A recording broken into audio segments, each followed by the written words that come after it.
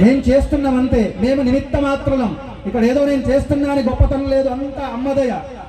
అమ్మ నిర్వహిస్తూ వస్తుంది ఈ కార్యక్రమం.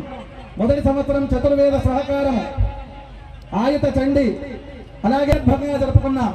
రెండవ సంవత్సరం శతచండీ యాగం చేత పద్మశ్రీ అవార్డు గ్రహీత గరికపాటి వారి ప్రవచనాన్ని విన్నాం.